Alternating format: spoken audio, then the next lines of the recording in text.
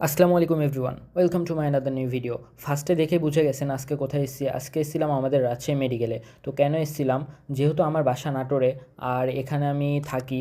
আর আমাদের রাজশাহী মেডিকেল শুধু একটি হাসপাতাল নয়, এটি উত্তরবঙ্গে লাখো মানুষের জন্য আশা ও আশ্রয়ের কেন্দ্র।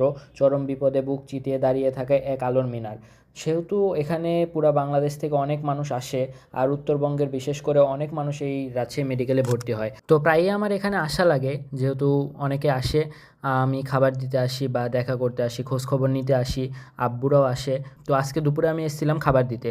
এই জায়গাটাতে আসলে আসলে বোঝা যায় মানুষ কত আশা নিয়ে এই হাসপাতালটাতে আসে। ঠিক তেমনই এই বারান্দাগুলোও অনেক গল্পের সাক্ষী, কখনো আনন্দের কান্নার, কখনো বা নীরব শোকের।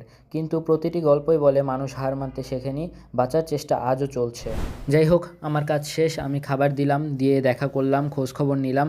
এখন চলে যাব বাসার দিকে। তো বাসার দিকে যাওয়ার জন্য আমি ফার্স্টে হাসপাতাল থেকে বের হয়ে চলে আসি। আজ গরিব বলে মোটরসাইকেলওয়ালাও আমাকে উড়াই দিতে চায়। যাই হোক, এখান থেকে বের হয়ে ফার্স্টে আমি হাঁটি হাঁটি পা করতে করতে চলে যাচ্ছি আমাদের লক্ষ্মীপুর মোড়ের দিকে। কারণ এই দিক থেকে অটোতে উঠবো না, ওই দিকে হেঁটে হেঁটে যাই। যেহেতু বাসাতে সবসময় বসে থেকে হাঁটা হয় না, বাইরে হলে আমি বেশিরভাগ সময় হেঁটে হেঁটেই যাই। তো লক্ষ্মীপুর মোড়ে এসে হাঁটি হাঁটি পা করতে করতে আমার সাথে দেখা হয়ে যায় আমাদের ওভারব্রিজটার, যেটা জীবনেও চলাচল করি নাই কোনো দিন। আমার কাছে একদমই ইউজলেস জিনিস মনে হয়। তো বড় বড় বিল্ডিং দেখতে দেখতে চলে যাচ্ছি। তো অটোতে উঠেই দেখতেই পাচ্ছেন অটোওয়ালা মামা পুরো ঝড়ের গতিতে চলে যাচ্ছে। যাই হোক, এটা মামা ঝড়ের গতিতে যাচ্ছে কি না সেটা একটু পরেই বুঝতে পারবেন। এই যে দুইটো সাইকেলওয়ালা মামাকে আমি পার করে ফেললাম, একটু পরে দেখছেন সাইকেলওয়ালা মামা দুটোকে আবার পার করলাম। তাহলেই বুঝুন মামা কেমন ঝড়ের গতিতে যাচ্ছিল।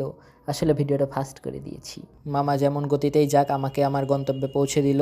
তো কাজ শেষ করে যেহেতু আমি ভাবছিলাম বাসায় যাব, বাট বাসায় যেতে যেতে দেখি আমার বোনের স্কুলের ছুটির সময় হয়ে গেছে। তাই জন্য ভাবলাম ওকে একবারে নিয়ে বাসায় যাওয়া যাক। ওর স্কুলে আসলাম, এসে দেখি ওরও স্কুল ছুটি হয়ে গেছে, ও দাঁড়ায় আছে। ওকে নিয়ে এখন বাসার দিকে চলে যাব। এই হলো একটা স্টুডেন্ট যে সারাদিন রাত পড়ে কিন্তু জীবনে পরীক্ষায় পাশ করতে পারে না, এটা কষ্ট। যাই হোক, এখানে ওকে নিয়ে অটোতে উঠে চলে যাচ্ছি মহিলা স্কুলের সামনে দিয়ে যাচ্ছি। মিশন স্কুল, জাতির স্কুল। এখানে সকালে বিকালে অনেক ছেলেরা দাঁড়ায় থাকে, কিন্তু আমি ভালো ছেলে তাই জন্য আমি দাঁড়াই না। আমার বোনকে নিয়ে যাই আর বোনকে নিয়ে চলে আসি। এখন অটো থেকে নামলাম, অটো থেকে নেমে হাঁটি হাঁটি পা করতে করতে চলে যাচ্ছি বাসার দিকে। তো বাসার দিকে যেতে আমার কাছে চোখ পড়ে এই ফুলটার নাম কি আপনারা জানলে প্লিজ কমেন্টে জানাবেন। তো বাসাতে এসে রেস্ট করবো কি আম্মু আমাকে বলতেছে যে ছাদে চলে যাও, যে দরজা খুলো। হাঁটি হাঁটি পা করতে করতে চাবিটা নিয়ে আবার চলে আসলাম ছাদে। তো ছাদের ওয়েদারটা বেশ ভালোই ছিল, যেহেতু ঠান্ডা পড়ছে, রোদ ভালোই লাগতেছে, মিষ্টি মিষ্টি আবহাওয়া।